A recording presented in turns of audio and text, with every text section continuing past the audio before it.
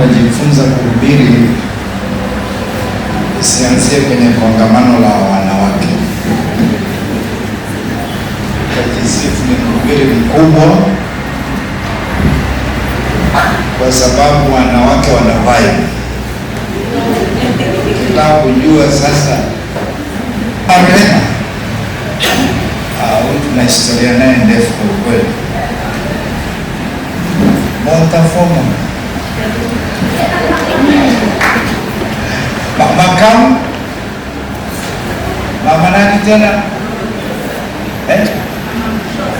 Mchosa, Pendo Mchosa. Okay, Mchosa ya wapi?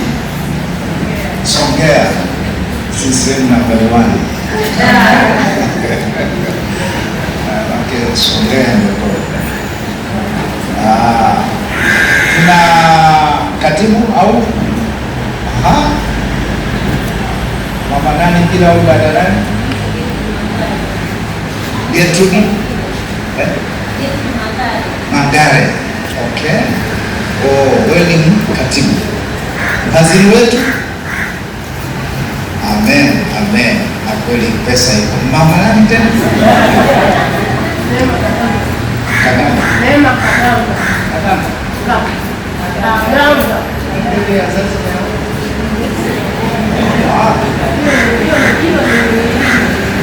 Sindiwe mganga yule namfahamu, mganga wa Zanzibar. Basi ni vizuri kuwafahamu wenyeji wako pia, ni jambo jema sana sana sana. Na mwisho jamani, naomba wote niwasaliti katika jina la Yesu. Naitwa Dr. Mackenzie kama ambavyo watu wananiita, wengine ni Mwalimu Mackenzie. Niko pale Kinondoni na nimepata neema ya kuja kuongea na wamama hapa. Wiki mbili zimepita nilikuwa Morogoro kwenye makongamano ya kina mama kwa kutosha zaidi kidogo ya hapa, lakini nayo ilikuwa njema sana. Jamani wa mama, tunapomfundisha mama ina maana tunafundisha taifa, tunafundisha kanisa. Tusaidieni hata wa baba. Mama ukilegea, wa baba sijui kama sisi tulianzisha zile sala fupi, sijui wa baba yani wanaweza akichoka hata kuombea chakula ni kazi, kuita watu ufanye ibada ni kazi. Yani angeweza hata tu kufanya hivi, Mungu anaona. Lakini wamama mkiwa shupavu, Mungu amewajalia kufanya tunaita multitask au multiple tasks. Yani na majukumu mengi, waweza kufanya majukumu 3-4 kwa mara moja na yote ukayaweza. Sisi wanaume nikikaa ikitokea ni kuangalia TV, yani nataka kuangalia mpira ni hapo. Sitaki ndio niambie sijui gesi ilikuwa nataka tu kuchemka ile maharage imekata. Yani naweza nisisikie.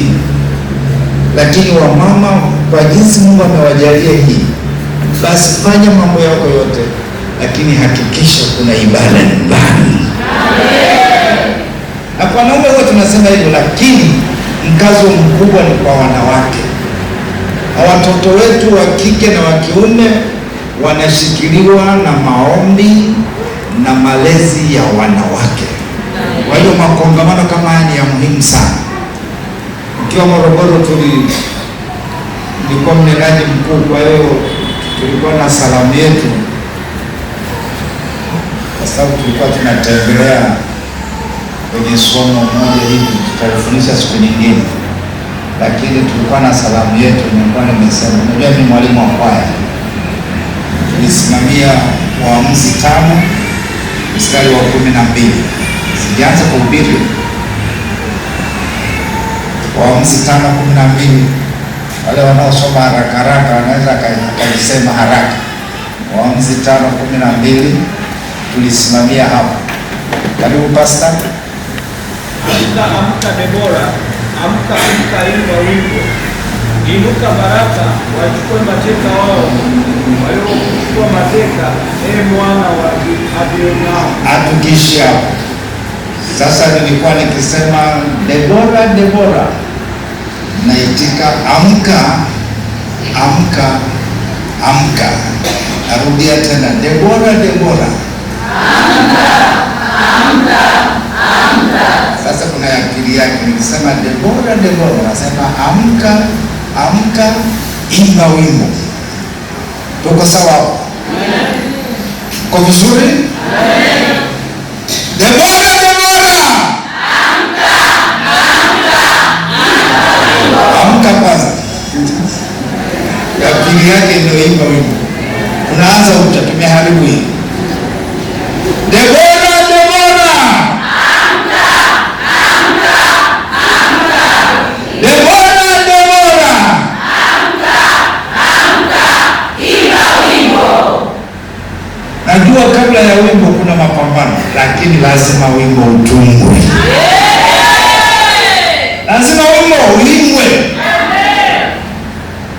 Yawezekana ulikuwa unaimba tenzi za rohoni tu. Sina haya kutege. Lakini baada ya jambo fulani utabadilisha, na wewe utakuwa na nyimbo za shangwe. Ukisema Bwana ametenda, utaimba kwa furaha. Yesu amenitendea,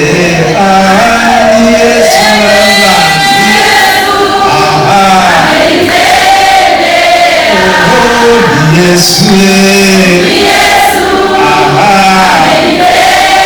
usiangalie kwa macho ya wivu. Yesu amenitendea. Haleluya! Debora, Debora, amka amka amka. Debora, Debora, amka amka, imba wimbo.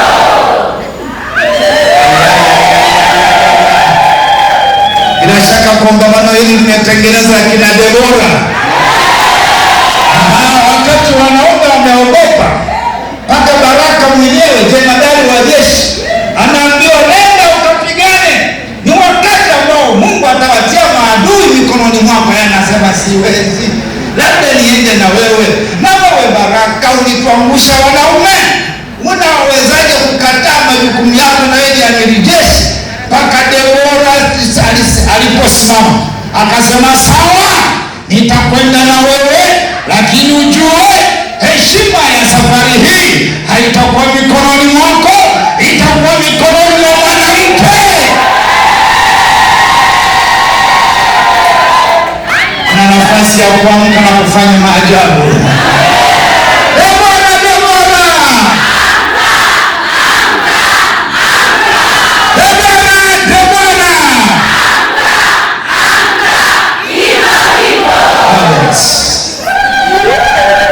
watumishi wa Mungu, nyimbo zitatungwa, maana zilitungwa baada ya vita kuwa imeshindwa. Yaani watu wameshinda vita, lazima huwa kuna wimbo. Hata Musa, sijui kama nitafika huko, walipovuka bahari ya Shamu, wani waliendelea tena kupiga magoti kwa Farao, tunaomba tusaidie. Sura 15 Kutoka ukatungwa wimbo wa aina aina. Sisi tunaoimba kwenye mapambio, Bwana katika miungu yote wakazana kabla hujaimba hivyo, kulikuwa na process, kulikuwa na jambo.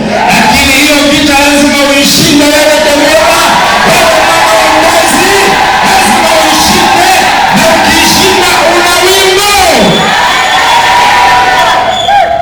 Ukishinda hiyo vita, familia yako ina wimbo mpya. Ukishinda hiyo vita, kanisa lako lina wimbo mpya. Debora,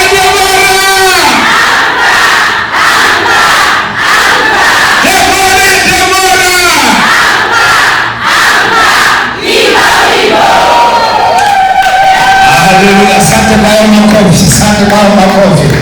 Na watu wote tuseme amen.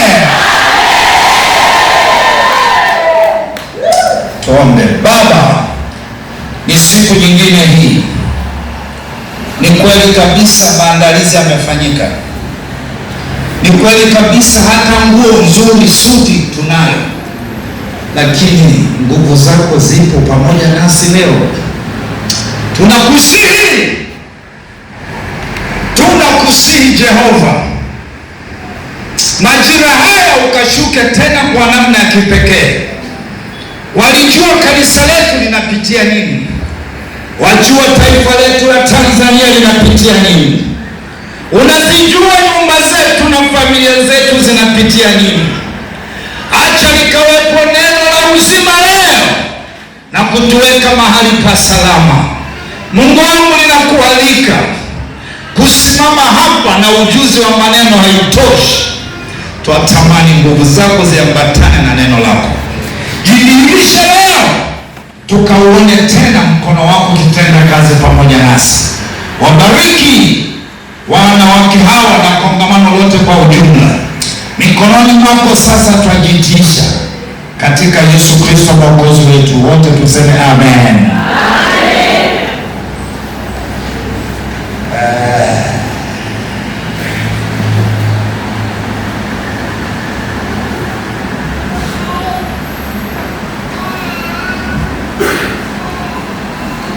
Nimeoa kama naitwa Edithi,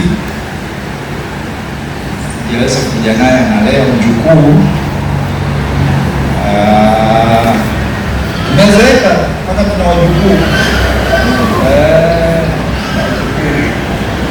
Mama azakishado naendelea tu kwa mzuri. Memona mwangalizi, namkumbuka mwangalizi wote. Wote tumechonga kutoka sehemu moja. Mama Rehema Swai alikuwa wasichana wa Best Girls, wale wa kwenye nyarusi yangu.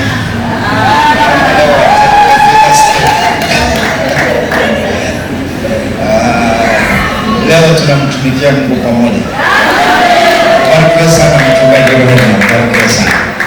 Sasa tunaingia moja kwa moja kwenye fundisho.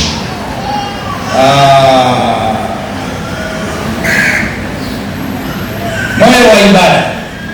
Tuseme wote, moyo wa ibada. Nitaweka utangulizi, maana najua huwa ni ndefu, inawezekana nisifike kote.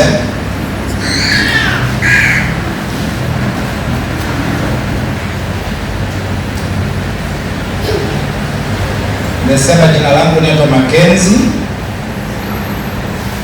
na somo letu leo ni moyo wa ibada. Tuangalie kidogo tu maana ya neno ibada. Ibada ni hali ya ndani ya moyo inayompa Mungu heshima, upendo na utii wa kweli. Ni hali ya ndani ya moyo, ndani sana kwenye moyo kuna kitu ambacho kinampa Mungu, sio tu kwenye mwili, sio tu kwa kinywa. Ni hali ya ndani sana kwenye moyo ambayo inampa Mungu heshima, upendo na utii wa kweli. Wazungu wanasema reverence. Kichwa inatengeneza kichwa, na pia tunasema ibada ni maisha. Ibada ni maisha. Tuseme wote, ibada ni maisha. Pia tunasema ibada si tukio la nyimbo pekee. Sio tukio la nyimbo tu, watu wakiimba nini watu wanafikiri ni ibada. Si tu kuimba. Ibada kwa vile ni maisha, kwa vile ni moyo wa ndani sana unaompa Mungu heshima, na kwa sababu pia ni maisha. Kwa hiyo ibada haiji tu kwa sababu kuna pambio zitaimbwa. Hapana sana, hapana. Tena niwapongeze kwa hiyo naweza kuimba. Hata kamera nimekasikia. Mmeimba vizuri. Mungu abariki sana. sijui kanisa la wapi, sijui wapi, sijafahamu kanisa, lakini wanakuta Mungu awabariki. Na wengine labda pengine waliimba sikuwepo, lakini wote kwa pamoja mbarikiwe. Kwa hiyo si tukio tu la kuimba.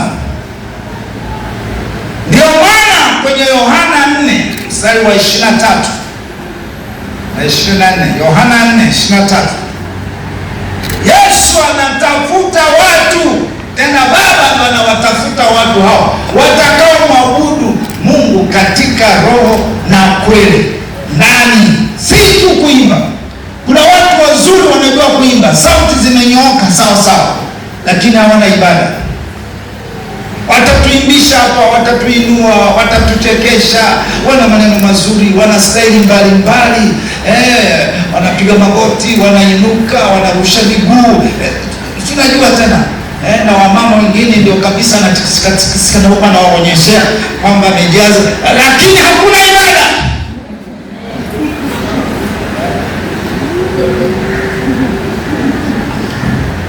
Ibada, ninarudia tena, ni ile hali ya ndani ya moyo. Hii tumeshaiandika, ya ndani sana ya moyo, inayompa Mungu heshima, upendo na utii wa kweli. Pia ibada ni maisha, hayo tumeshaandika, ni maisha. Tufike mahali wanavyotutazama bado ionyeshe ibada, tunavyovaa ibada. Kwenye mavazi ndio kuna shida. Watu wengi wanafikiri mtu anapovaa vibaya huyo anajua kumwabudu Mungu.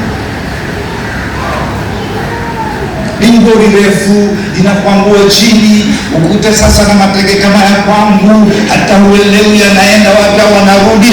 Basi wanaona huyo ndio mtu wa Mungu. Naweza kawa hivyo na kichwa cha aina hiyo, lakini bado huna ibada. Ngoja tuweke msingi, alafu tutaanza kuchambua labda moja moja. Tunapokuwa na ukweli huu sasa, ndipo hata maana ya ibada inageuka, au definition ya ibada inageuka, inapinduka. Ndio maana tunasema sasa ibada inageuka, inakuwa ni kikao kikuu na cha muhimu chenye ajenda ya maisha ya mtu, familia, taifa, hata mambo ya dharura. Baada inageuka sasa, inakuwa ibada inakuwa ni kikao kikuu na cha muhimu. Lazima huu ukweli tuwe nao. Kama kuna vikao vyote, viwe vya bunge, vya mkuu wa mkoa, vya rais, bado swala la ibada ndio kikao kikuu kuliko vyote. Tukiwa na ukweli huo, tunapokuja kanisani kuikabili madhabahu, tutakuja na kicho, tutakuja na ile hali ya unyenyekevu na kujua ya kwamba kuna mahali ambapo nimeahidiwa kukutana na Mungu wangu. Usije tumetanguliza kwaya, mwingishaji amekukwaza, hata shemasi tu mlangoni ameshakukwaza, ibada yako yote imeshaharibika. Nina kikao muhimu. Usinisumbue, nina kikao. Usinicheleweshe, nina kikao. Usiniambie habari za huzuni, nina kikao. Usiniambie habari za kuvunja moyo.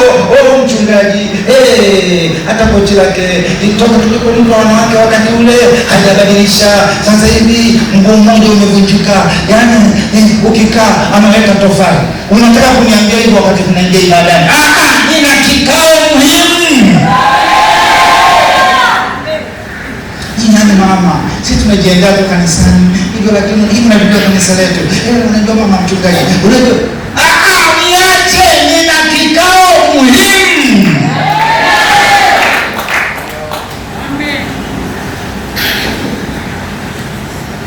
Na tunapo tena sasa, hiki ajenda yake sio tu ya bunge kwamba wanataka adhabu za watoto kuchoma viboko zipungue, ziongezeka. Hii ina ajenda ya maisha ya mtu, Unapokuja unajua hiki kikao kina ajenda ya maisha ya mtu, ajenda ya familia, hata ya kitaifa. Kama ndivyo tunasema ibada ni jambo la heshima kuu kwa Mungu. Yaani unapopata ukweli huu, tunabadilisha mtazamo na kusema ibada inageuka inakuwa ni jambo la heshima kuu. Ndio maana vitu vingine hatuviruhusu. Kutafuna bibiji, kukaa tu, vitu havieleweki. Najua mama mna shughuli nyingi, mara watoto na kadhalika, hamna neno hilo, sina neno nalo kabisa, lakini bado lile ni jambo, ni tendo la heshima kuu. Kwa hiyo unapoanza tu kutoka nyumbani unaenda kwenye jambo la heshima. Mwanzoni hapa nimesema sasa ni kikao muhimu. Kama kuna kitu cha kupewa heshima, basi ibada ipewe heshima. Ndugu zetu wa RC tumewaachia, lakini wana kitu cha muhimu sana. Kufika mlangoni na vitu vya kuchovya ni kule kabisa kuondoa tu manzese, unani, urahati, yaani kuondoa tu huo guruni kwa mnyamani, uyaondoe ingalau ufike mlangoni na chovya ingalau, yaani heshima kicho. Lakini sisi wa Pentekoste, yaani mtu anamalizia simu yake na huko anatafuta pa kukaa. Kama wa huko kwetu sasa. Alafu ndio unaingia ibadani sasa.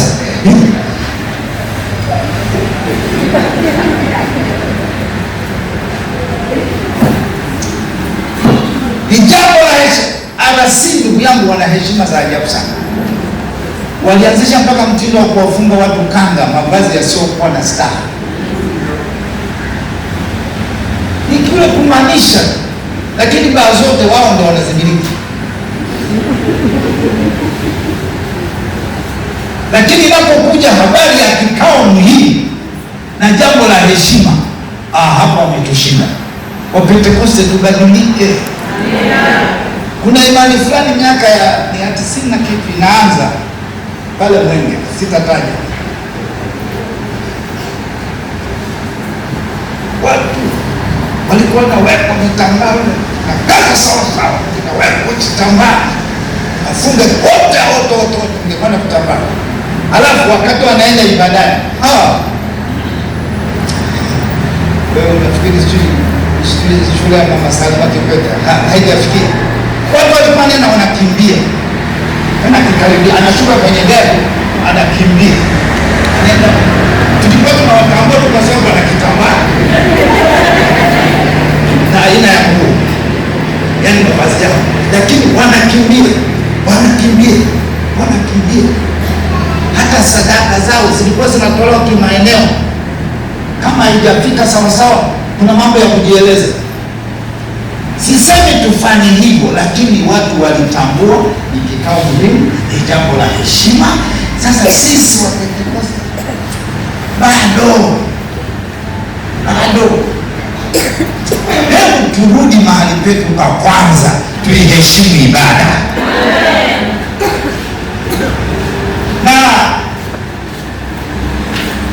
Na pia wanasema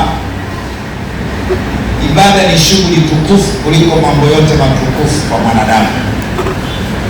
Ibada ni shughuli tukufu kuliko shughuli zote tukufu nazozijua. Tuje na kicho hicho. Waimbaji waambiwe hivyo, revival choir waambiwe hivyo, wajue kabla hawajapanda hapa, hii ndio shughuli tukufu na inageuka inakuwa tukufu kwa sababu Biblia imesema. Zaburi ya 96 mstari wa kwanza mpaka wa 9. Zaburi ya 96 mstari wa kwanza mpaka wa 9. Mchungaji, kama unaweza kanisomea wa 9 tu. Zaburi. Bwana kwa uzuri wa utakatifu, tetemekeni mbele zake nchi yote. Ndio huyo ni Daudi. Katika mambo yote akaja akaona kuna vikao vingi, ibada mbele za Mungu, akaja akasema hapana, mwimbieni Bwana. Ni kwa uzuri wa utakatifu. Ndio maana nasema inageuka sasa, inakuwa shughuli takatifu. Asante kwa hizo amina hizo. Sasa najua yawezekana nisifike mahali, ngoja niziseme kweli zote, alafu nitachagua twende na hivi. Wewe ziandike tu, na ninaruhusu hata ukiwa wapi wewe fundisha. Ndio maana ya kupeana chuma unoa chuma. Mimi sio kwamba hizi ninazofundisha ni za kwangu tu, yani kwa maana nikimsikia mwingine amefundisha. Kwa hiyo ziandike tu hizo, na wewe unaweza kuzifundisha popote. Andika kweli kuu kuhusu ibada. Kweli kuu.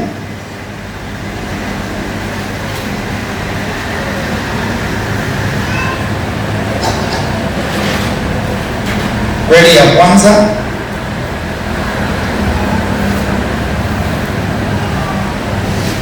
ibada zote na huduma zote wacha zianzie madhabahuni. Hiyo ni kweli kuu. Acha huduma zote, ibada zote zianzie madhabahuni. Wanafundisha kwamba kanisa ni la watu wote, lakini madhabahu si ya watu wote. Ukiteuliwa ukapata neema ya kuwa unasimama madhabahuni kama kiongozi wa praise, kama mwanakwaya, kama mhubiri, hakikisha hiyo ibada, hiyo huduma yako iwe imezaliwa madhabahuni. Isizaliwe Bible school, isizaliwe kwenye chuo cha muziki. Unajua kupiga, unajua kuimba, mpaka kutranspose. Bwana umeinuliwa katika kiti chako cha enzi. Bwana umeinuliwa. Na waimbaji wa siku hizi, yaani besi ya pili tayari anachanga na kulala kwa lugha hiyo. Shakura bakasha. Hizi lugha gani hizi? Subia tu yeye kweli. Sasa ingine tunajaribu kusema, mbona mimi najua maisha hapo. Yaani sisi tumechajazwa kweli. Acha huduma zote, ibada zote zianzie madhabahuni. Yaani chochote ulichonacho, hata kama ni ibada, izaliwe madhabahuni. Isizaliwe kwenye vitabu vya watumishi mbalimbali. Iwepo madhabahu ambayo inazalisha. Si vibaya kusoma vitabu, hata mimi navisoma sana. Si vibaya kusikiliza watu mbalimbali, lakini ibada yangu na ningetamani na huduma yangu kama Makenzi ya kuimba, ya kufundisha, izaliwe madhabahuni. Hiyo ni kweli kuu ya kwanza. Sasa kabla tujaiondoka hiyo kweli kuu, sasa kwa nini izaliwe madhabahuni? Madhabahuni kuna nini? Madhabahuni kuna nini? Kuna sanduku la Mungu na kuna moto wa Mungu. Sanduku la Mungu na moto wa Mungu.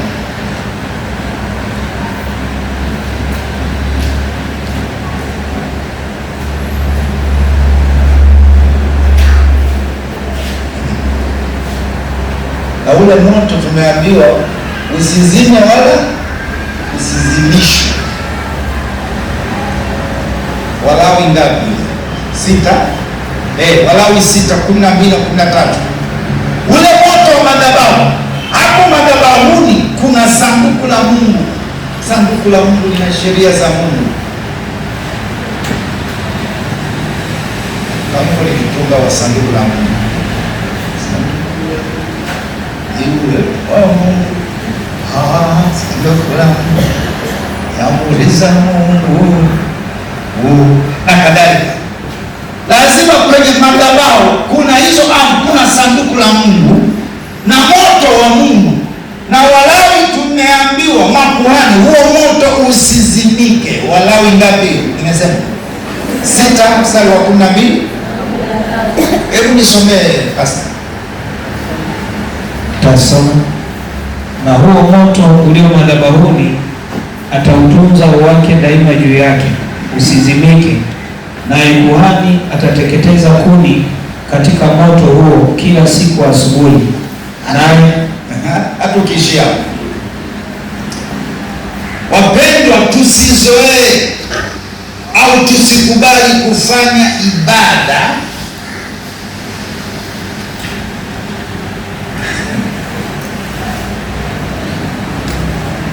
bila moto wa Mungu.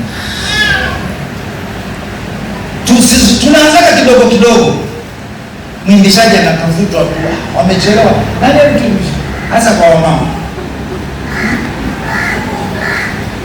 hatujali sana kuweka mtu speciali na anaweza kachelewa. Nani anaweza katusaidia hapa? Yaani mwana kwaya. Tusizoee sana kufanya ibada bila moto wa Mungu. Na si kwamba moto huo unakuja unauona hivi na usubiri umechochewa sasa tufanye ibada, moto kwa vile ibada ni maisha.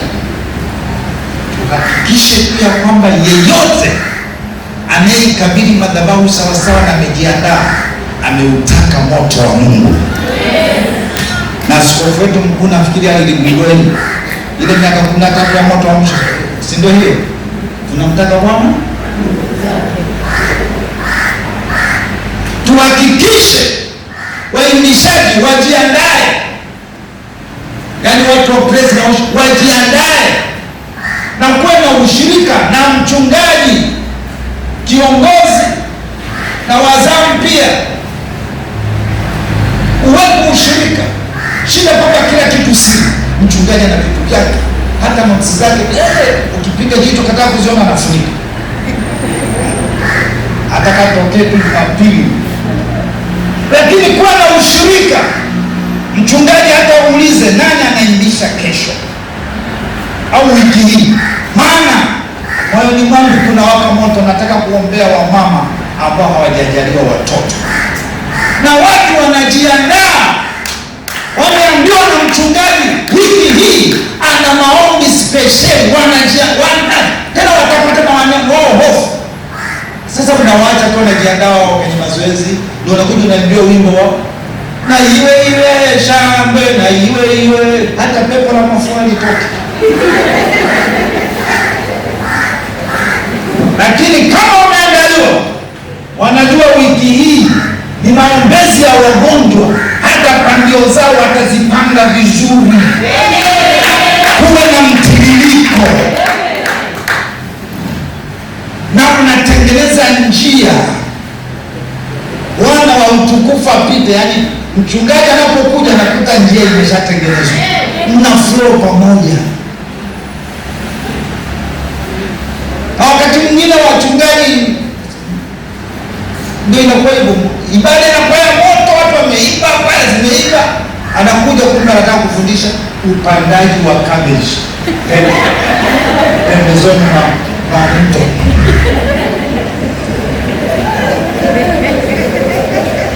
Hasa wazungu, mnaimba wewe, subiri neno.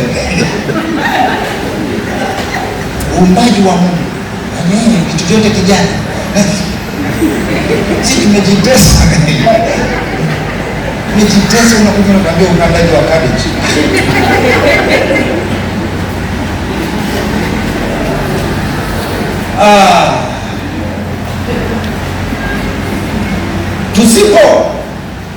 Tusizoe hivi vitu. Waimbishaji pia mjue, na unapokuja mwimbishaji hakikisha umejua kwamba hawa ni watakatifu wa Mungu na ni mkusanyiko Humu ndani kuna akina Ayubu, amepoteza vitu vyote, amepoteza watoto, amepoteza mali zake, watumwa wake na mke wake, nafikiri karibu anamwacha. Unapokuja kuimbisha ujue una hao watu ndani. Kuna akina Hana, Simango na Penina wako hapa kanisani, wengine wamepigwa na waume zao, wamefikia machozi hapa mlangoni, lakini wakasema sitakaa, lazima niende ibadani. Wako watu wote, lakini wewe unakuja unaanza ovyo ovyo. Bwana Yesu asifiwe. Mama, Bwana Yesu asifiwe. Tutaona utukufu wa Mungu leo. Tusimame. Ambaye aliyesimama ni mchawi, ndio mchawi wetu.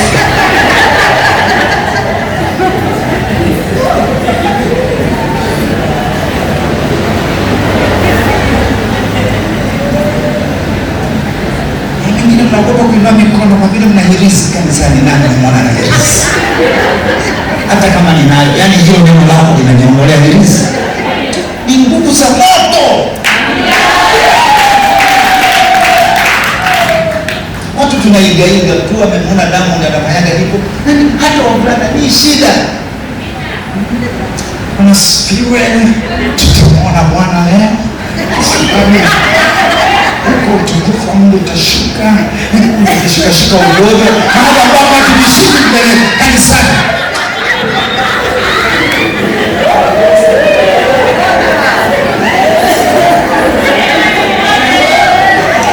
Haleluya.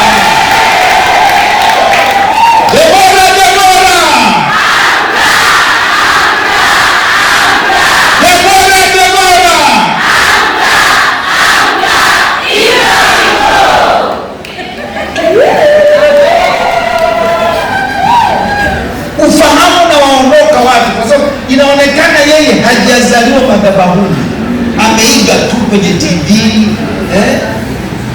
Amina, umenia hivyo anajileta na kanisani, anageuza panaweka Yesu. Moto tusizoee na isitoke, tuache kabisa kufanya ibada bila moto.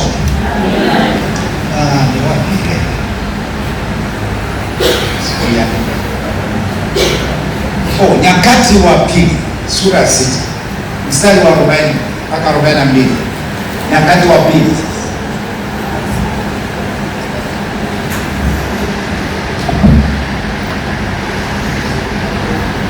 Tutasoma mstari wa 42, alafu itaruka mpaka 7 mstari wa kwanza mpaka 3.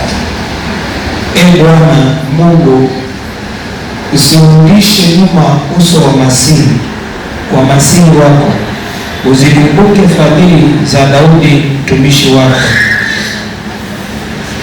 Sura ya 7 mstari wa kwanza. Sura 40 ya mstari wa 40. Nyakati wa Pili 6 mstari wa 40 na mpaka 42. Okay, nilisikia mmoja wa 42. Na sasa ee Mungu wangu, macho yako yafumbuke na kusihi masikio yako yasikilize maombi ya ungwayo mahali hapa. Huyo ni kuhani, ni mchungaji. Sasa hekalu limejengwa na tayari sanduku limeletwa, maombi haya yafanyika. Sasa ee Bwana Mungu, uondoke uende kwenye raha yako. Sura ya 7 mstari wa kwanza. Sura ya 7 mstari wa kwanza. Basi Suleiman alipokwisha maombi haya, moto ukashuka kutoka mbinguni, ukateketeza sadaka ya kuteketezwa na dhabihu. Utukufu wa Bwana ukaijaza nyumba, wala makuhani hawakuweza kuingia nyumbani mwa Bwana, kwa kuwa utukufu wa Bwana umeijaza nyumba ya Bwana. Hata kisha sababu ya muda tutakuwa tunakabuka. Alipofanya setup ya jengo kama hili, kila kitu kimekaa mahali pake, ndipo akaomba Suleiman. Na sura ya 7 sasa, sura ya 6 hapo anamkaribisha Bwana, njoo sasa, ili jengo linaweza likawa jengo tu kama hautakuwepo, acha uje madhabahuni. Na alipomaliza kuomba maombi yake, ndipo moto tena. Wenzetu walikuwa wanaona moto physical, moto kikweli, ukashuka ukaijaza nyumba utukufu. Huu kweli tuwe nao. Usije kanisani na manjonjo. Sisi waimbaji nyimbo za kwaya, tafuteni nyimbo za sawa, na wengine mnajitungia tu kuna tusumbua na tukusanya mbele hapo, tunaenda mbinguni, tutapumzika, wamama twendeni, tutapumzika na wewe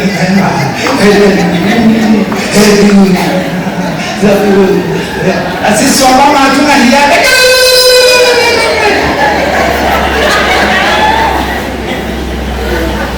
Hatuelewi mnatukusanyia nini hapa mbele, nimekuwa mbinguni. Yaani kuna vitu vinafanyika, tunaiba vitu rahisi, na ndio maana matokeo yanakuwa rahisi.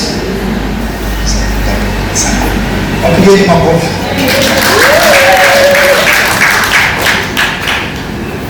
Waongoza ibada, na sisi tusiachie tu waongoza ibada. Wewe mwenyewe mkavu unategemea wakubadilishie kila kitu. Tunaimba hapa, wewe haupo, mawazo yako kule na kule na kule. Acha, hiki ni kikao muhimu. Jiandae wewe nyumbani, upate huo moyo wa ibada, na kuambia tutaanza kuona matendo makuu ya Mungu. Sasa hivi tumeyapa ifanyike sadaka, kipindi cha sadaka. Ule wimbo tuliishia wote madhabahuni, yani magotini. Si waimbaji wa kwaya, si washirika, si wachungaji, kwani konferensi ya wachungaji. Jamani, tulikaa pale dakika 45. Unapoona kwenye Biblia hata makuhani hawakuzishika zamu zao, sio story, ni kweli. Wingu lilishuka. Unaona mchungaji wenzetu hawana aibu. Wakenya hao anatambaa, ananifuata, anaambia brother pray for me, brother. Watu wananena kwa lugha tu, si wanakwaya wangu. Na ukiona hata revival kwaya imedumu kiwango hiki, kuna mahali iliwahi kuchomwa, kuna kuchomwa moto. Na leo waimbaji, msitoke haraka madhabahuni. Leo Warumi 12 mstari wa kwanza na wa pili. Wengine hamtaki kuchomwa. Itoeni miili yenu. Kubali ubaki hapo madhabahuni, waunguze na ule uongo wako, waunguze na ule usuma wako, waunguze vitu vyote viungue. Wengine ni kitu kidogo tu, kaunguzwa kidogo tu, umeshatoka. Kaa hapo, moto unawaka, uunguze tabia. Useme mimi wahidi tu. Tuna watu ambao wanagombana na kila mtu, na bado nashika maiki nataka kuimbisha. Nagombana na jirani, amegombana kazini, anagombana na mwanakwaya mwenzake, lakini akishika maiki tutamwona Bwana akitoka wapi, anakuja na basikeli.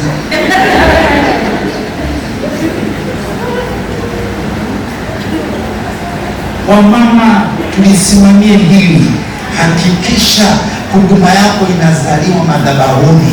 Kuna moto uunguze. Hivi vitu vingine usikae navyo. Una maneno mengi, umemsema huyu kageuka, wengine ndio wadada, kama akichelewa kuolewa ndio huyo agent. Ukiona tu anaongea na mume wako, unapita hapo. Yaani hivi kweli wewe pale ungepitia kwa ndio mume naye unalianzisha.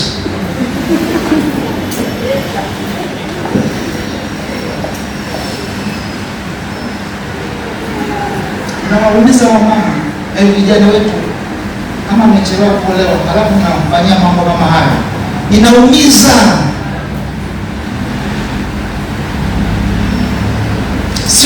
langu. Na wengine mnawasingizia vile mkeshi, ndio maana haolewi. Hapana, wewe mwenyewe mbona umeolewa kimagumashi tu?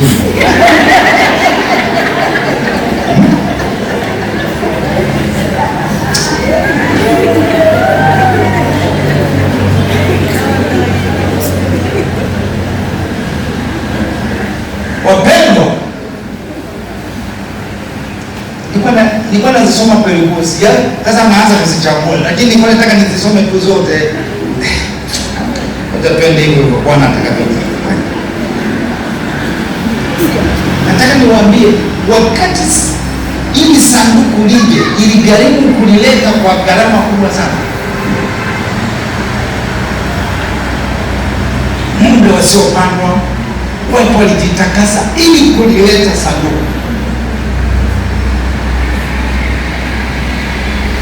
Hapa sio wapi, nimefundisha sehemu nyingi. Natoa mfano wa sanduku kwamba makuhani walisimama na sanduku la Mungu katikati ya mto Jordan. Yaani walipokuwa natembea, Jordan imefurika, wakaingiza nyayo zao. Wakati wanaingiza nyayo zao, Jordan inaachia Jordan. Na wakati wamelibeba sanduku, kurejesha ibada ziwe na upako, si kitu, sio imagination, sio kufikirika, ni watu kujitolea na kuijua setup ya Mungu inataka nini. Tuheshimu wachungaji hawa, yaani watu wako kwenye katikati ya maji, wamesimama na nyayo na sanduku la Mungu. Nyayo ziko kwenye maji. Israeli wanapita moja moja, na walikuwa wengi zaidi ya watu wazima 3,000. Kwa hiyo ilikuwa zaidi ya karibu milioni hizo 3 nafikiri. Wote wapite na kondoo zao na familia zao na mbuzi zao, makuhani wako kwenye maji. Na ndio maana mimi nikionaga na waheshimu wachungaji, kwa sababu hawajakosa kazi, wangeajiriwa na wangefanya kitu kingine, wangefanya vizuri, lakini wamekubali kulibeba sanduku ili wewe upite. Mali pengine wachungaji ina gharama, uchungaji nao una gharama. Mali pengine sura ngapi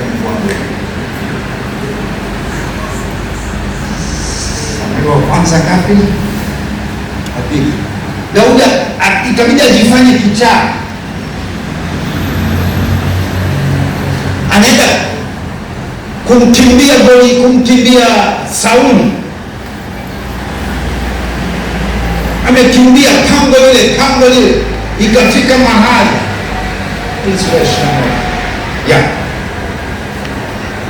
anafika pale,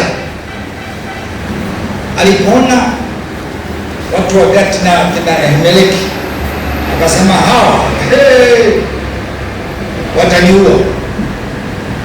Alipoona maadui, sielewi Roho Mtakatifu siku hizi anatuacha sijui, naona akasema naye tayari, akaanza kutembea kama tahira. Ndivyo hizo za medani na ugeni ukaanza kutoka. Alipopelekewa mfalme akasema, naniletea ukichani fanya nini? Kumbe nilikuwa pona yake, wakasema kitamacheni aende zake. Alipotoka hapo, Daudi akabaki kwa kawaida, jemadari waishi, lakini ameokoka kabisa. Hawa wachungaji tunao, kuna wakati mwingine wamefika mahali wanakuwa kama vichaa, wamejifanya vichaa ili wewe upone, wamejifanya vichaa ili ufunguliwe. Nyayo zao ziko kwenye maji ili ndoa yako idumu. Nyayo zao ziko kwenye maji ili watoto wako wasome. Wanajifanya wakati mwingine kama vichaa ili kanisa lisimame. Jamani, waheshimuni watu walioko madhabahuni.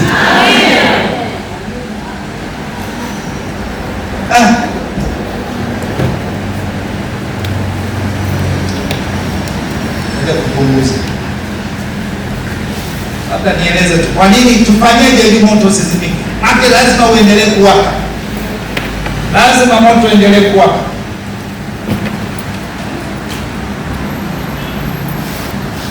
Basi tuhakikishe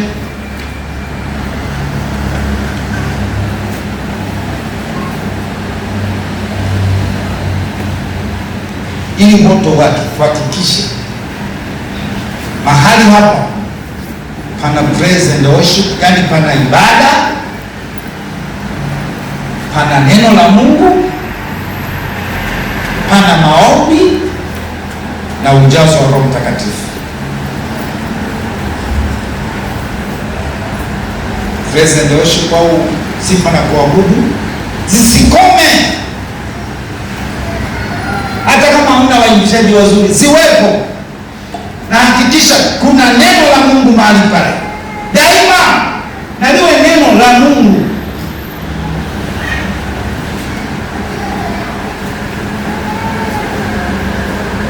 Kuna maombi, siwezi nikaeleza kimoja Luka 18, yani halafu kuwe na ujazo wa Roho Mtakatifu.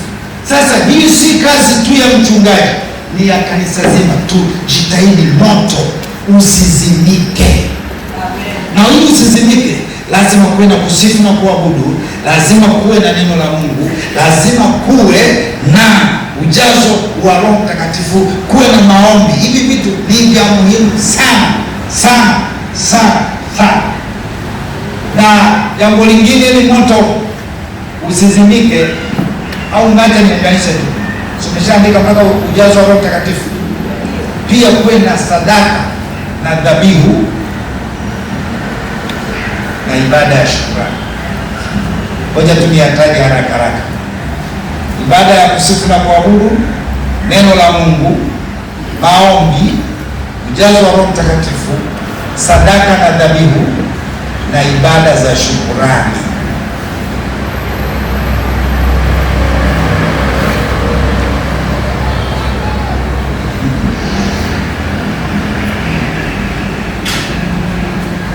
Hivi ndio vinafanya moto usizimike. Sasa ngoja niongelee sadaka za shukrani. Zimesahaulika, na zimesahaulika kwa sababu ya teknolojia, kwani lazima tujue umetoa nini. Hata mkono wako wa kushoto usijue. Hapana. Enzi ya zamani sadaka za shukrani zilihesabika.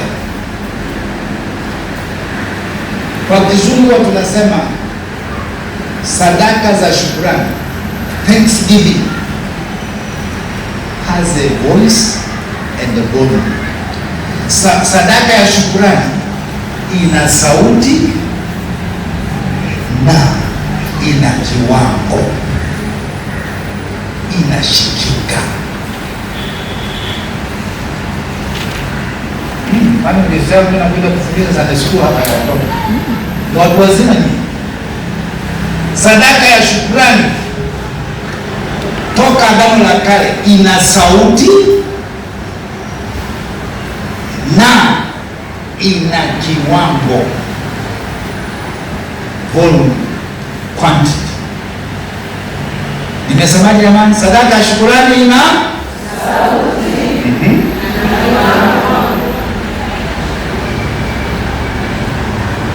Hivi vitu tuvirudishe ndio tuje kuabudu. Najua vimepotea. Tunalaumu tu moto hauonekani, wagonjwa hawaponi.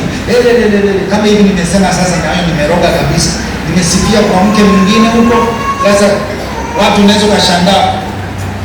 Unaporusha jiwe ndio watu wanaenda kuangalia nimeanguka mpaka wapi. Ukashangaa wiki ijayo watu wote wanaenda. Tutengeneze hapa moto. Sasa sadaka za shukrani, hata kama hujui Kiingereza, mbona Kinyakyusa tunaweza? Tunatoka nyimbo tunaimba sasa hivi. Na lori daga.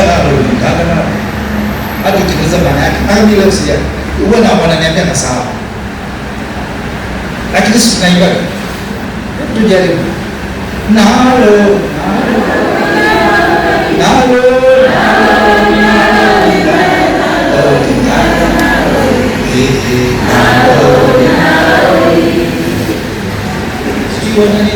hata wachaga huwa tunaimbishwa huko, lakini ukiweka tu jambo la Kiingereza hapa kama najisikia najikuna. Sema nyuma yangu, hata tuchanganye Kiingereza na Kiswahili. Sema sadaka za shukurani. Sadaka ya shukurani ina sauti na ina kiwango, inashikika, inaonekana. Tunahama kwa Kiingereza. Sema nyuma yangu, Thanksgiving has a voice and a volume.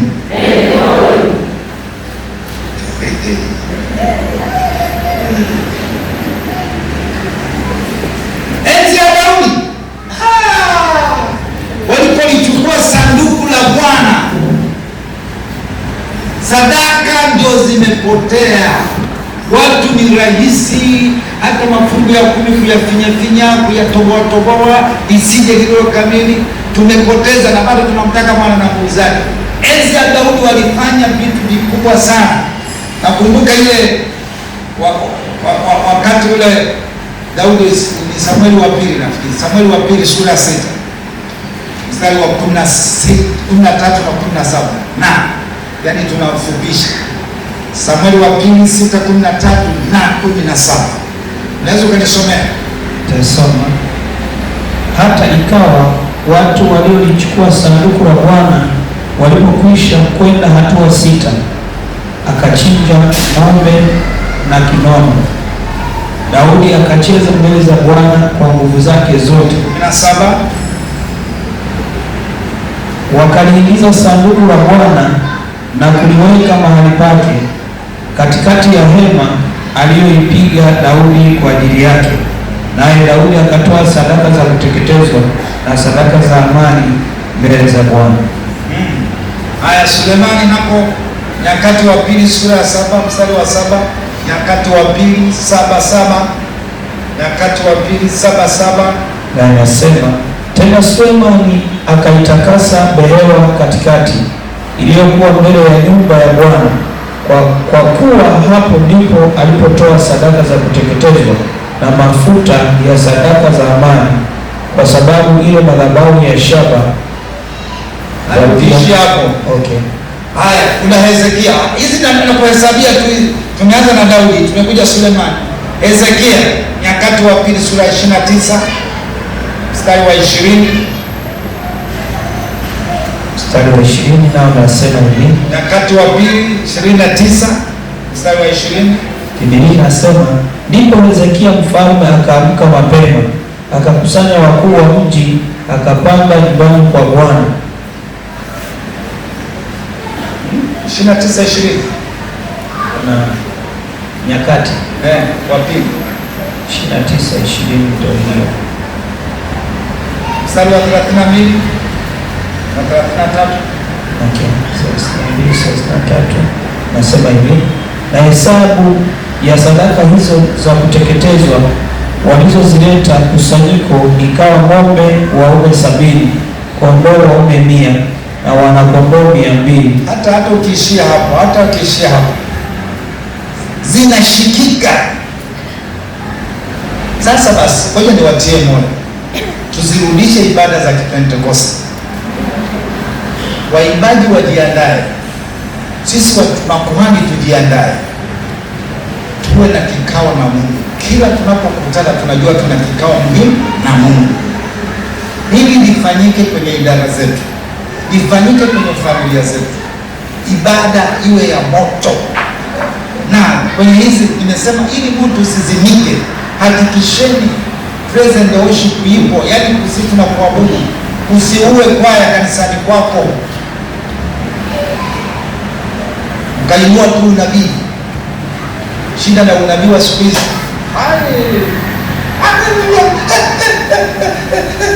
nawapenda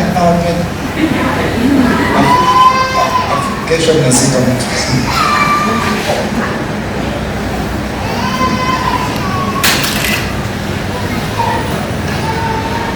Usisimamishe jua, iweni makini sana. Usisimamishe jua, usisimamishe ibada kwa kitu chako cha kujisikia.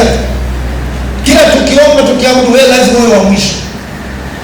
Tunakusubiri. Sawa, angalau hata hivi. Lakini kila siku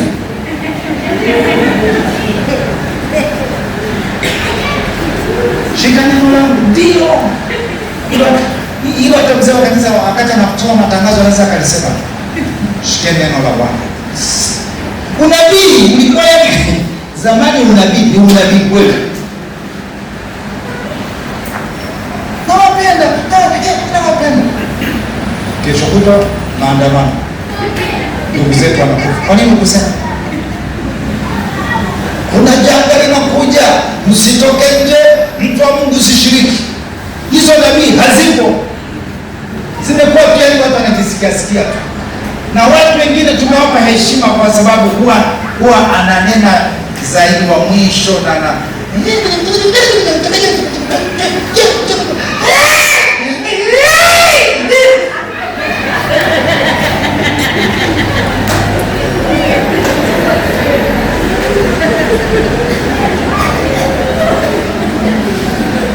usiuwe kwaya au present worship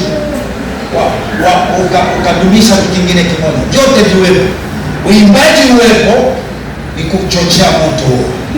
Maombi yawepo, ni kuchochea moto sizimike. Neno la Mungu liwepo, ni kuchochea moto sizimike. Tujazwe na Roho Mtakatifu daima, ni kuchochea moto. Dhabihu na sadaka ni kuchochea moto. Halafu sadaka za shukrani. Mungu akinijalia mimi na uzee huu sasa, sijui itakuwa nini. Ningetamani siku nikitangaza tuna sadaka za shukrani, nisimame hapo. Ukifanya hivyo watu wengine wanaweza kuhana, ana imani mtu. Mbona wakati wa Daudi zilihesabika ng'ombe 70 amebeba shoka, zilihesabika? Leta unakuja kwa familia, haya familia ya Makenzi, niambieni ni ngapi? 100,000. Haya, weka. Familia 30,000 weka. Unajua zimekuwa ndogo kwanza, mpaka inafinywa sadaka, paka na rais wa nchi wanamuua.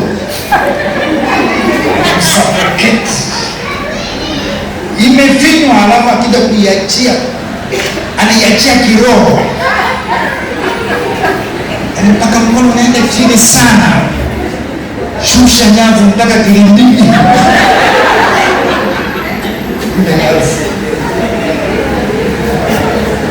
Sio wingi wa sadaka, hata hiyo au vikitoka kwenye moyo wa ibada.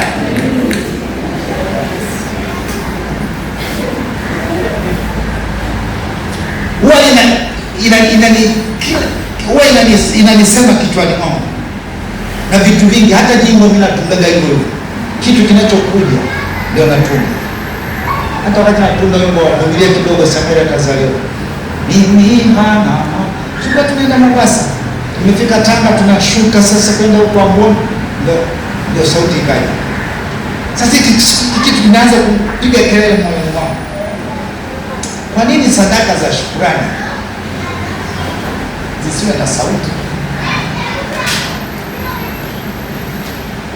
Watu waje washuhudie, sema bwana, maombi yako unatusumbua. Kila tukitaka kumaliza, hata kama tumekutembea nyumbani, jamani, msinisahau ile shamba langu karibu ananyang'anya, si ni sauti hiyo? Akikutendea mbona uji? Piga kelele, njoo useme Bwana ametenda, ilikuwa hivi na hivi, na mimi na mto na uya contact major. Lazima useme hicho kitu, tusiwaachie tu kwenye harusi mnazisema tena kwa madawa. Haya makanisa mengine zinatamkwa, mimi na familia yangu, sio vibaya, ni vile tu tumeona, yani basi najua wengine ambaye atatoa kidogo atajisikia vibaya, hatajisikia vibaya. Huu ndio uwezo wangu. hii harufu yangu mnoni ni ndio uwezo wangu. Na kwa jinsi hata Yesu mwenyewe akasema huyu kwa senti 2 ndio ametoa zaidi.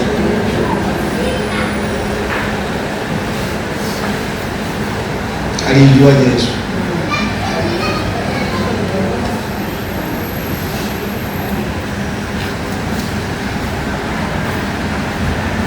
Jona wimbo, sadaka za shukrani zirudishwe mahali pake, watu waimbe, waseme aliyoyafanya Bwana hadharani, watu wapige kelele, waeleze anayoyatenda. Kwa nini tunainua magonjwa zaidi kuliko sadaka za shukrani na yale matendo makubwa ambayo Mungu anafanya? Wakati umefika, moto wa madhabahu usizimike, turudishe sadaka za shukrani. Sema amen. Shuhudia na uende kwenye point. Hayo tunafundishaga hayo wa ibada. Unazunguka zunguka. Namshukuru Mungu sana kwa kweli Bwana, nikatoka nikashuhudia yangu mdogo. Tunamjua yule alikolewa shangazi yetu. Yule shangazi wa 3. Sasa alipokuwa na hii ndio tukaenda kwao, akatutengenezea chai, tukanywa, tukamaliza kunywa. Sasa wale watoto wanacheza, mmoja akapanda juu ya meza, nikamwambia wewe, hii ukianguka utaumia.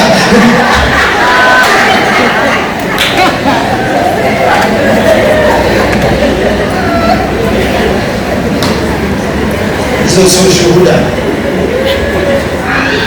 Daudi alikuwa na watu wengi, wangemaliza sadaka. Nenda kwenye point. Mnayeniona hapa ni muujiza unaotembea. Kwa mfano mimi ninavyoma kwenye moyo na udaktari wangu ilinipiga usiku siku moja. Watu wa inawapiga namna hiyo wanaondoka, lakini mapenzi bado yuko hai. Kwa nini sasa nisiseme hayo?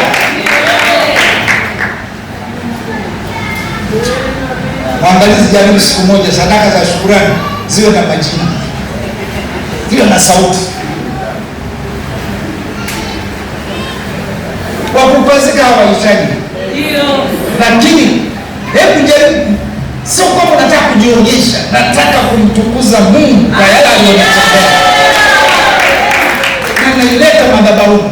Akina Safira iliwezekanaje zikajulikana kwamba wamekata nusu? Mafungu ya 10 kanayo toa kwa nyumba yake sawa, lakini sadaka za ninatamini sio sheria ya TG wala sio ya eneo la Mbezi. Bahati mbaya fikiri sasa na mimi sina kanisa. Nataka niwazishie wanakwaya wangu. Nimeongea sana ili moyoni mwangu.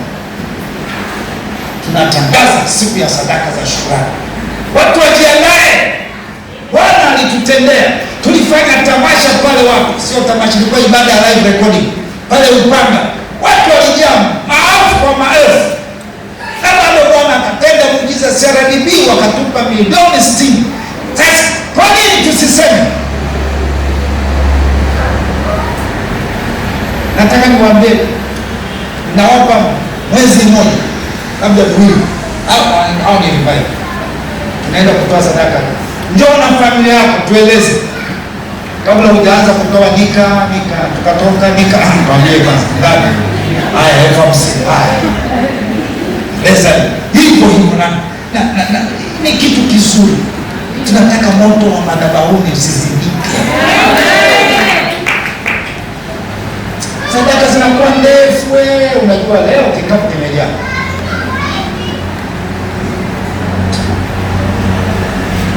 Na kikapu hapa siwezi kufika.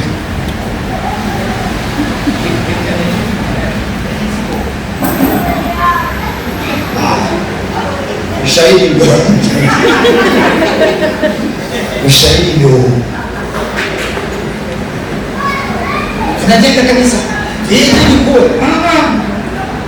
Sasa hizi za upendo za ibada zenyewe ziendelee kuwa za siri hivyo hivyo. Lakini kitangazwa sadaka ya shukrani, nimesukuma moyoni mwangu. Sianzishi dini mpya. Unaweza ukalichukua, unaweza ukaliacha. na hili la uchungaji zaidi. Sasa mimi kwa vile ni mchungaji, lakini sasa sina kanisa langu mwenyewe, nitafanya kwenye revival kwani siku nikitangaza sadaka ya shukrani Bwana aliyowatendea, ukuu wa Mungu aliyokutendea, hata sadaka kako basi kaongee. Utashangaa utoaji wa jinsi hiyo utambadilisha mtu fulani. Mimi nakwambia sio lazima niwe sahihi sana, lakini kama Bwana huwa ananipa hilo na vinafanyika. Hata ile kongamano kuliandaa imegharimu zaidi ya milioni 104. Ukiniambia tulikuwa nazo wapi? Kama tulifanya, nataka kueleza sadaka za shukrani. Lazima sadaka ya shukrani ina sauti na ina kiwango. Semeni amen. Amen. Yaani ikiwezekana nitaanza mimi mwenyewe mchungaji na nyumba yangu.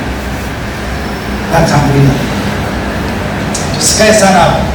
Sadaka za shukrani tuzirudishe, zina shuhuda.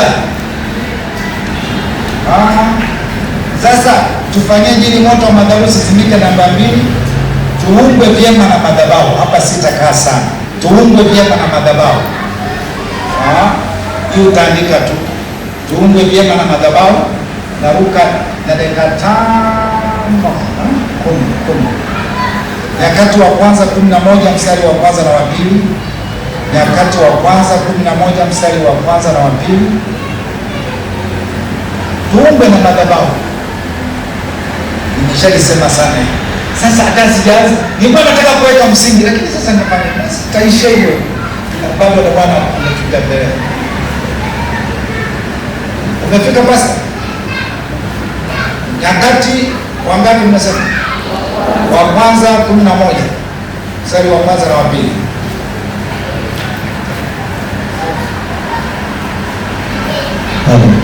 Asante. Hezekia alikuwa na umri wa miaka 20.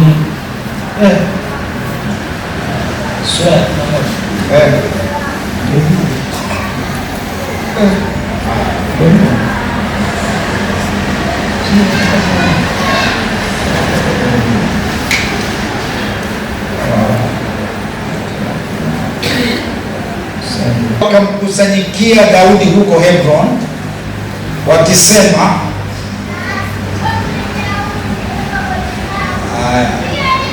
mtu anasubiri kusema mchungaji amekosea kusoma. Ungekuwa na nabii angesema atakosea,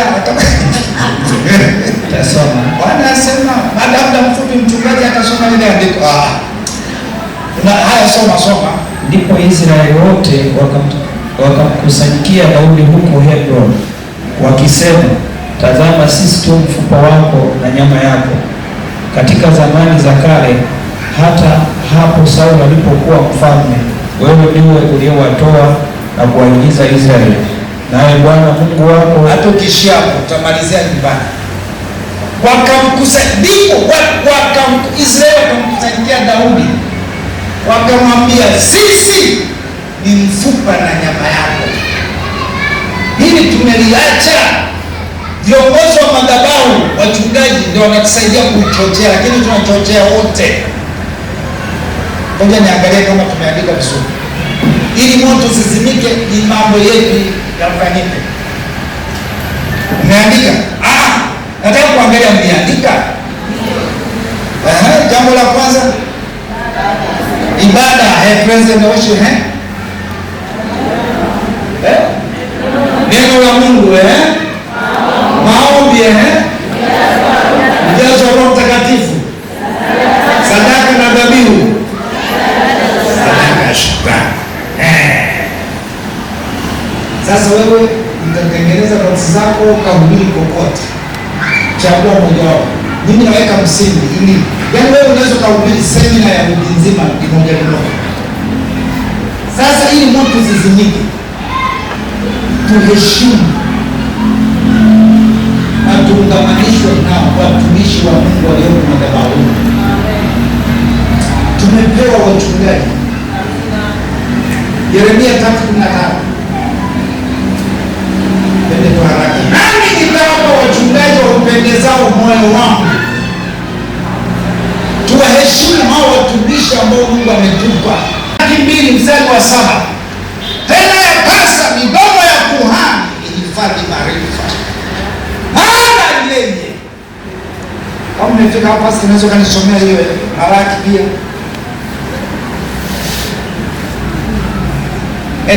Kwa vile nayasema utaenda hata kurudia nyumbani. Yapasa midomo ya kuhani hifadhi maarifa. Tena yeye ni mjumbe wa Mungu wa Bwana wa majeshi. Watu watoke mbali watafute maarifa. Mchungaji wako ndiye anayemtunza pia moto wa madhabahu, ndio msimamizi wa praise and worship, ndiye msimamizi wa neno la Mungu, ndiye msimamizi wa maombi na maombezi, ndio msimamizi wa ujazo wa Roho Mtakatifu, ndiye msimamizi wa sadaka na dhabihu, ndio msimamizi wa sadaka za shukrani. Na Biblia inasema nimewapa, tumepewa wachungaji waupendezao moyo wangu. Mungu anapomchagua mtu anaufurahisha moyo wa Mungu, hafurahishi sisi. Mungu anasema anaweza akawa mfupi kama balozi wa Korea au wa Japani, anataka kutoa msaada wa madawati hospitali ya mama shule ya Mama Samia au mama nana Salim Kipete, unaijoga hiyo shule. Lakini ni madam ni mchungaji wako, sawa. Anaweza kuwa mrefu kama mdongoti, oda na waziri urefu, sawa. Nimewapa wachungaji anaupendeza moyo wa Mungu. Amesoma hakusoma, anaupendeza moyo wa Mungu.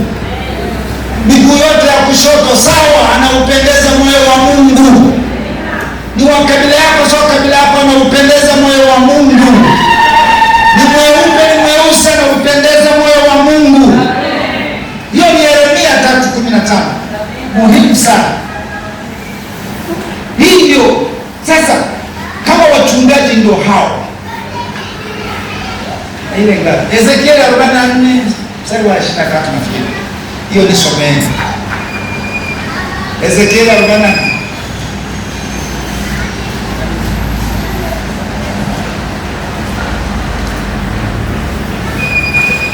Mstari 44:23. 23 nao nasema, nao watawafundisha watu wangu tofauti iliyopo kati ya vitu vitakatifu na vitu vya siku zote, na kuwafundisha kupambanua kati ya yaliyo machafu na yaliyo safi. Sasa hao ndio wachungaji tuliopewa, wanaotunza huu moto. Kuchochea ni sisi wote tunafanya. Semeni amen. Sasa kazi tulionayo ndio tulikuwa tunasoma pale kwamba watu wa Daudi wakamfuata wakamwambia, sisi ni mfupa wako na nyama yako. Yaani Daudi si mwanadamu kama wao, lakini wale watu wake wakamuona kwamba yaani wameungwa naye, ni mfupa na nyama yao. Hili neno wanatumika kwenye harusi. Mwili mmoja, kaonena ni mwili mmoja. Mfupa katika mfupa yangu, utaitwa mwanamke. Sasa hao sio wawili. Hawa walikuwa ni washirika tu wa Daudi, wakasema hapana, Daudi, wewe tunavyokuona ni mtumishi wetu, mtu wa Mungu kabisa. Sisi hawa, haijalishi ni madaktari, sisi haijalishi ni mainjinia, ni mfupa katika mfupa wako na nyama katika nyama yako. Leo tuna watu wachungaji, tuna watu wa namna hiyo kweli. Mshirika aje ajiungamanisha na madhabahu kiasi hicho? Hatuungani, ndio maana tunaachana kirahisi. Unaweza ukahama. Siku hizi tunachunga wengi wa machinga, washirika wa machinga. Unakutana naye stendi ya Magufuli, za leo leo, za leo leo, za leo leo, za leo leo, za leo. Ukikata hivi unakuta njia, kutoka njia nne pale, njia nne za leo leo, za leo leo. Na washirika sasa hivi tunao machinga wengi, anasali hapa, tumsumbua huyo, na mkimfuatafuata anawaambia usinifuatafuate tena hizo nikahamia kwa kama anasema kabisa nahamia kwa makosa. Mwachi usikumane, tuna neno moja sema kuchunga lenye mbao, tuseme wote lenye mbao. Kwa tuweze kulifuga. Kufuga au kuchunga lenye mbao ni kazi. Ukilifukuza hapa linahamia mtu mwingine. Tunawashirika lenye mbao.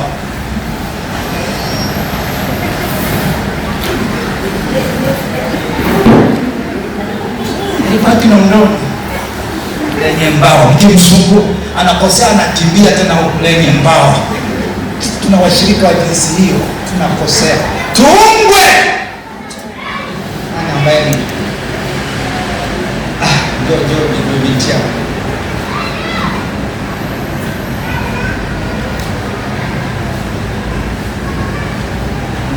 Moja nisomee Waefeso 4:16. Yeyote ukipata tusoma, shout popote. Waefeso 4:16. Anasema hivi, katika yeye mwili wote ukiungamanishwa na kushikanishwa kwa msaada wa kila kiungo kwa kadiri ya utendaji wa kila sehemu. Tukamalizia katika yeye mwili wote ukiungamanishwa. Haitoshi tu kuungamanishwa na kushikamanishwa, inaletwa glue, inaletwa gundi, inashikamanishwa. Kanisa hilo sasa, mimi nikianzia hapo naanza kufundisha presentation. Ingine kwa ni kuimba mjui. Watu wengi wanafundisha tu kuimba sauti.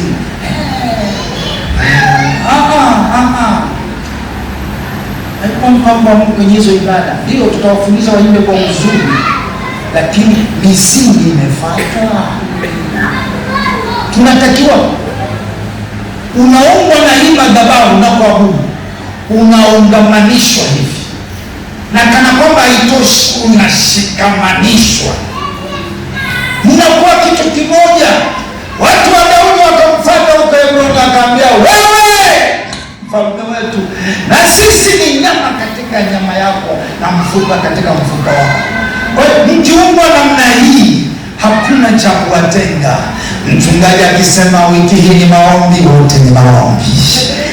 Akisema ni sadaka za shukrani, wote ni sadaka za shukrani. Akisema ni mkutano wa Injili tunaenda kufanya watu, wote huko ni mkutano wa Injili. Akisema tunatembelea wagonjwa, wote tumeungamanishwa na kushikamanishwa. Lakini leo hii hawataki kuungamanishwa na kushikamanishwa. Yaani wanakaa kimachinga kweli. Kwanza anaokoka kirahisi na wanakuacha kirahisi. Kwenye mkutano wa Injili, bwana mwingine na mbili hayarudia sana hili. Baba Mungu, Baba Mungu. Futa jina langu, futa jina langu. Sasa unaokoka. Tunaokoka kirahisi na ndio maana wanakuja kutuacha kirahisi. Lakini kama tumeungamanishwa sawa sawa, linalotoka madhabahuni linashikwa. Wamama inakuwa ni pambio yao, vijana inakuwa ni pambio yao, wanakuwa hivyo hivyo, wanaupata moyo wa mchungaji. Mtaona viwete wakitembea. Kwa yangu mwaka jana mtu amekaa miaka 21 naimba naye kwaya, hana mtoto. Mwaka jana Mungu amempa mapacha, yuko kwenye kwaya.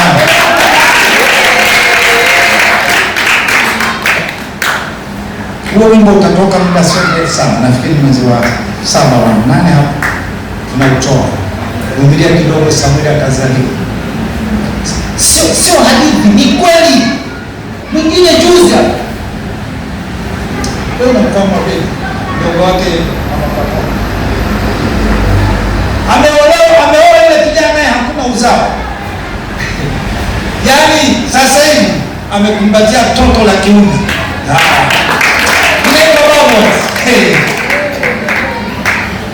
Sasa tukifungamanishwa na kushikamanishwa tutaiona miujiza. Na kama ukijua kali, yani ukimchezea naondoka, handle with care, sio sawa. Hao wachungaji hawajakosa, nilikwambia nyayo zao ziko kwenye maji ili watoto wako wapone, ili ujifungue salama hospitali. Nyayo ziko kwenye maji, mahali pengine likijiwae kama vichaa ili wewe upone, wakajifanya vichaa ili watoto wako wasome, wapate scholarship, hukuwa na hela ya kulipia school fees hizo pale chuoni. Lakini kumbuka, yuko mchungaji, yuko kwenye maji, mahali pengine amejifanya kichaa ili wewe ukombolewe, wewe uponywe. Kwa nini tunadharauliana? Nitawapa wachungaji wa upendezao moyo wangu, tena watakao walinda au watakao kwa maarifa na ufahamu. Kaeni vizuri na watumishi wa Mungu, acheni maneno, ila dabuke. Mungu awabariki sana. Mara kapula mama, mara kapula mtu, yaani mnatusaidia, mnaitambua kazi ya madhabahu. Acha Mungu awabariki wa wanawake, na nibariki kongamano hili katika jina la Yesu. Bwana watendee mema kwa kuitambua madhabahu. Sasa basi, hiyo ilikuwa kweli ya kwanza, zingine tuziache.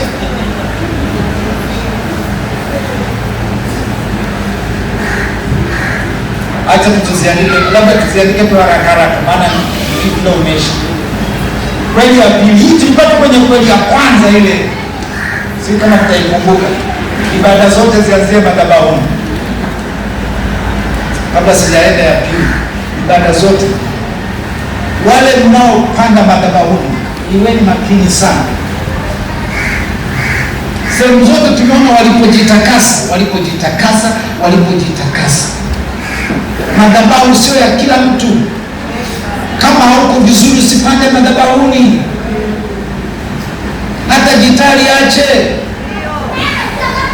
Kanisani njoo, kanisani la kila mtu, lakini sio madhabahu.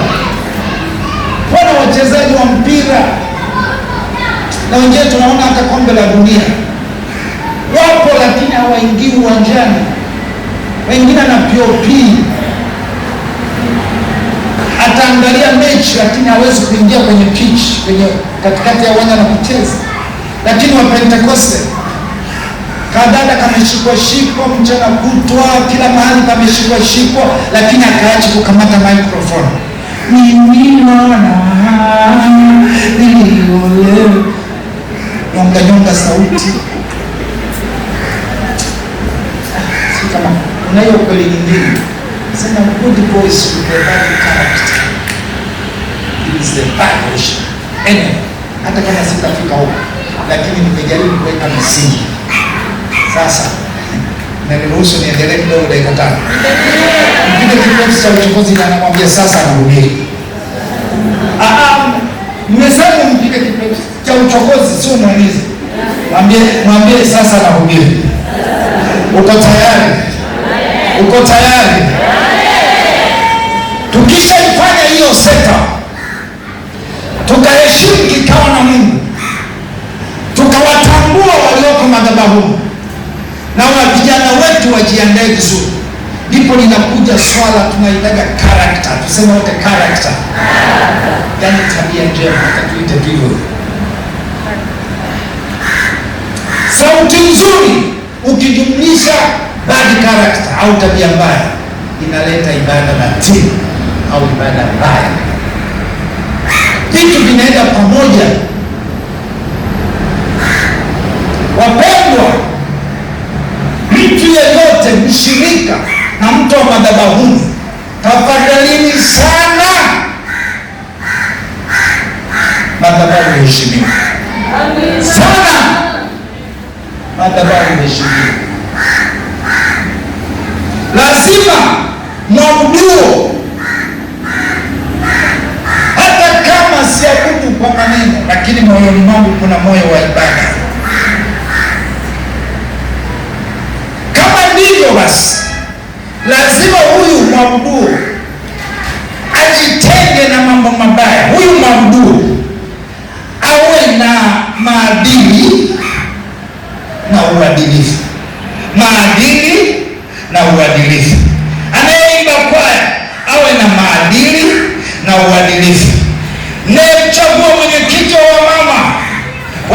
kanisa la mahali pamoja wa section awe na maadili na uadilifu. Huyu wa praise and worship awe na maadili na uadilifu. Tuwatazame Yusufu na Samson.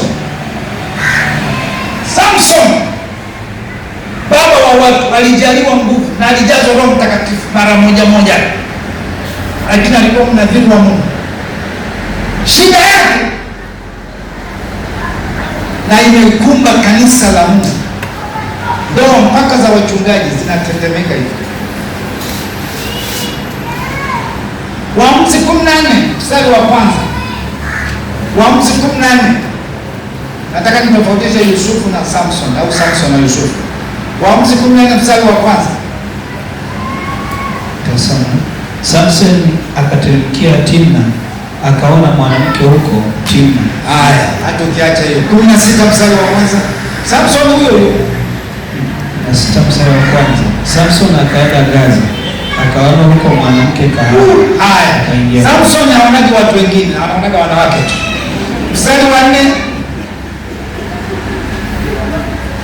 Kawa baada ya hayo akampenda mwanamke mmoja katika bonde la Soreki. Haya, kurudisha. Haya, uwe na kiongozi wa sampuli hii, kiongozi wa ibada. Samson, wewe huonaji hata wapiga bezi, wewe unaonaga wanawake. Sura ya 14 kaona mwanamke huko, wakati anateremkia teko, anatoka pale. Sura ya 16 akaona mwanamke.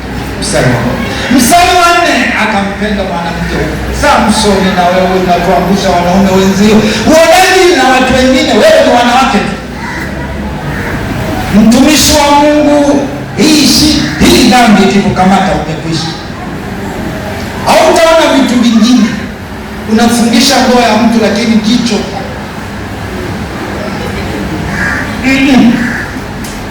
na Samson sio wanaume tu, hata wanawake. Karakta. Samson ana uwezo wa kufunga mbweha 300. Mbweha ni wanyama wakali. Akawafunga 300, akawasha moto. Nendeni kwenye mashamba ya Wafilisti, wakayachoma yote. Samson siku moja akafungwa, akawekwa kwenye gereza, lango zito, wakamfungia, wakasema tumemaliza. Kijana wa watu wakamshukia, akalitikisa lango. Najua nafikiri kala kama kamlango kako kale kakupiga na teke ule mlango wako ule choo cha nje, si unajua, sio huo. Sasa ni yale kama ya Zanzibar au Bagamoyo, kama shenda ya chuma ya akalitikisa, akaling'oa. Tulifikiria ataliacha chini, akalinyanyua. Hapo nje wanajua tumemaliza. Akabebana nalo, akapanda kwenye kilima, watu wote waone Samsoni huyu, lakini mbele ya mwanamke. Samsoni ndio shida zinapoanzia. Ana uwezo wa kufanya vitu vingi vya kimungu, ana uwezo wa kutunga nyimbo, ana uwezo wa kupiga vinanda, ana uwezo wa kunyonga sauti, lakini ikifika mbele ya mwanamke, wala watu wa Kenya walikuwa wanatoka ridiculous, walikuwa na nyimbo fulani. Bwana Yesu ni mchungaji wa shetani akiniona anatete. Unajua wimbo? Twende. Bwana Yesu ndiye niliona shetani akiniona anatete. Sasa watu wanageuza, wakina Samson. Bwana Yesu ndiye kimbilio, shetani nikimwona ninateta. Yeye ndo anatetemeka. Akaona mwanamke, ilikuwa ni shida yake. Siku nyingine ndio Delila akampembeleza, niambia siri za nguo zake, wakamnyoa utukufu wa mpendo, kutobolewa macho kwenye ulimwengu huu na bado ni mjeji, ni kitu kigumu na kibaya kibaya sana. hata kama unaimba bado unaimba, hata kama unahubiri kama mimi. Lakini Yusufu, Mwanzo 39 kianzia mstari wa 6 mpaka wa 10 pale na mstari wa 9 nafikiri ndio anasema nifanyeje uwe majaribu yanafanana. Samson anaanguka, lakini Yusufu 39 Mwanzo mstari wa 6 mpaka wa 10, Yusufu anasema hapana, siwezi kuifanya dhambi hii, nifanyeje ubaya huu nimkose Mungu wangu? Akasema hapana, akakimbia, kanzu akaitupa, akasema baki na kanzu, hata hivyo mimi bado ni kijana, nikitaka kuoa mchumba wangu lazima apitie madhabahuni. Nikamchukua madhabahuni, sio huku chumbani kwako mama Potifa. Samahani, tuachane tu mama Potifa, kama unaona kanzu ndio ya muhimu, basi baki na kanzu. Kimbia, mambo mengine si ya kuyasubiri, kimbia.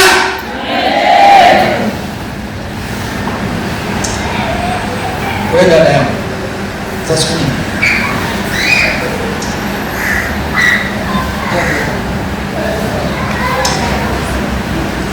kimbia, mambo mengine sio ya kukemea.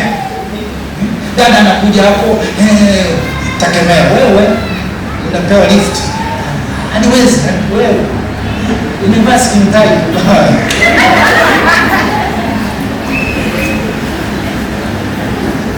Kimbia. Kwenye karakta ni mahali pa msingi sana. Hesabu 25 mstari wa kwanza mpaka wa 9, Hesabu, lakini tunasoma yote. Wakati watu wamejiunganisha na Moabu, wanawake wa Moabu, nini wanatembea nao, Mungu akakasirika, aliua watu zaidi ya 24. Katikati ya maombolezo hayo, mtu mmoja, Hesabu 25, mtu mmoja akaleta mwanamke wako kwenye maombolezo kanisani kama hapa, akabeba mwanamke akaja naye ibadani kanisani, akafanya uzinzi mbele ya macho yao. Mwanakwaya mwenzenu,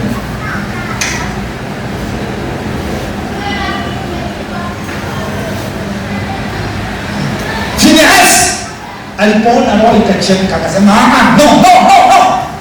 Akachukua fumo mkuki, akawakuta wanaendelea mbele ya macho ya watu. Alichofanya Finehasi, choma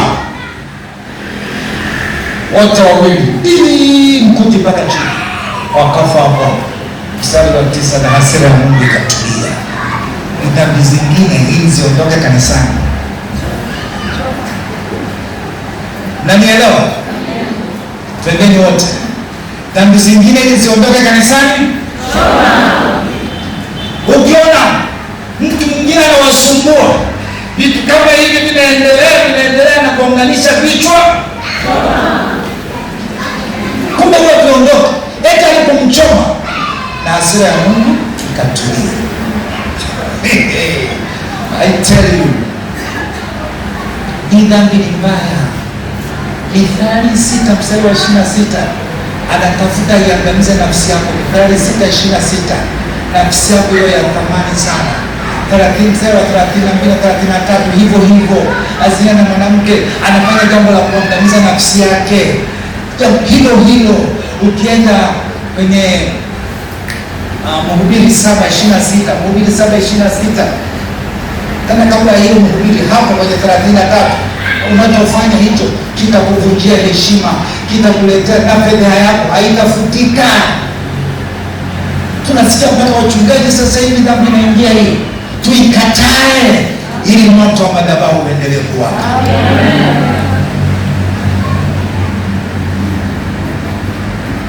Wamama mko tayari? Yeyote aliye kinyume chetu, ambaye hapati maadili ya ibada, anayeleta uongo hapa kanisani, anayeleta watoto wako, huyo hahitaji maombi.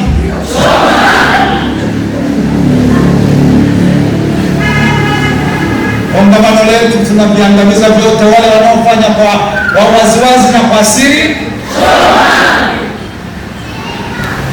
Tunataka ibada za moto zirejee, lakini hawa wanaoturudisha nyuma, Hiyo kuchoma nimesema ni kitabu gani? Hesabu 25. Utasoma mwenyewe mstari wa kwanza mpaka wa 9. Watu wa Mungu, acha niishie hapo, lakini nataka niombe na watu kadhaa.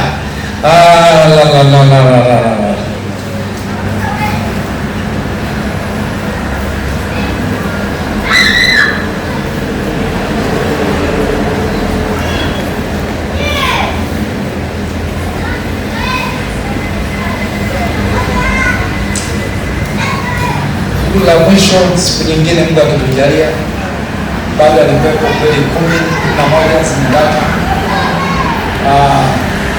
Afya nilikuwa nimekuwa naunganisha afya ya mwili wako. Kwa mama, jipimeni. Tuko Dar es Salaam, usiishi tu kibubu hivi. Madamu Yesu ni Bwana, ndio ni Bwana. Huyo anayeongea na wewe alianguka kwa ugonjwa wa moyo. 99% moyo wangu haikuwa na damu wala oksijeni. Nilishaondoka na ugonjwa huu unajulikana baada ya kufanywa postmortem, yani umeshakufa. Wanapopima, wanapotoboa, wanapokata kifua na kuangalia moyo ndio wanakuta, lakini mimi waligundua nikingali hai. Nilipewa nafasi ya mwisho. Jipimeni. Hakikisha unajua wingi wako wa damu, inaitwa HB. Ujue wingi wa damu, ujue sukari yako, ujue grupu lako la damu. Magrupu mengine watu ndio mimba zinatoka, watu wanakuwa hawajui imetokeaje, na wengine wanalaumu shetani. Unajua wewe baba mdogo, yule mama shangazi, siku ya sendofu ile zawadi yake ilikuwa na makorokoro. Wengine atasema makorokoro ni blood group. Huyo ana negative na positive, haviendani. Lazima ujue tuna magrupu ya damu 4. Mangapi? 4. La kwanza A, la pili B, la tatu A, B. Huku ni Dar es Salaam. Nifikiri Mpoko, huku Dar es Salaam. Ambapo tuna magrupu 4 kama mnavyosema. Tuna A, tuna B, tuna AB na tuna O. Haya ni magrupu ambayo sasa hiyo tu haitoshi. Huwa kuna kitu kinaitwa results kama mtoto kake ni positive au negative. Mwanamke ukiolewa, kijana labda yeye ni negative, mimba ya kwanza inaweza ikaishi, lakini zinazofuata zote zitakuwa zinatoka, na wengine hata hiyo ya kwanza inagoma, kwa sababu kila mimba inapotungwa ina ganda agglutination, magrupu hayapatani. Nakumbuka mtoto ni wa baba, anatumia DNA ya baba. Wewe mama, Mungu amekuheshimu kumlea wewe mtoto, lakini hamuhusiani naye chochote kwa habari ya damu. Mimba zitakuwa zinatoka, bado uzao hauji, lakini kumbe tatizo liko kwenye mdani. Jipimeni. Hebu soma kwa miguu yako. Nimesema tuna magrupu mangapi? 4. Simama, tunamaliza. Magrupu mangapi? 4.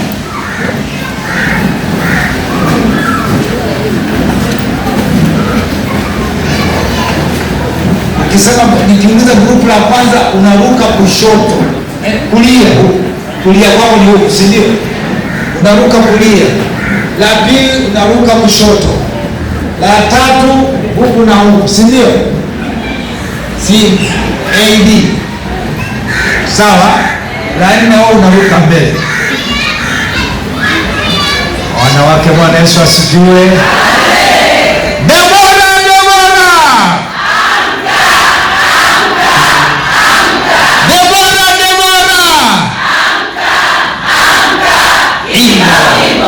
Tuna magrupu mangapi ya damu?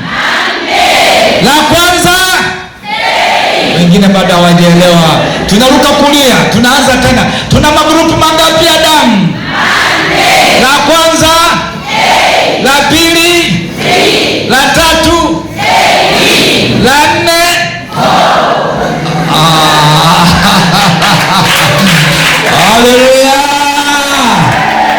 Hili ni kongamano, na watakia baraka za Bwana.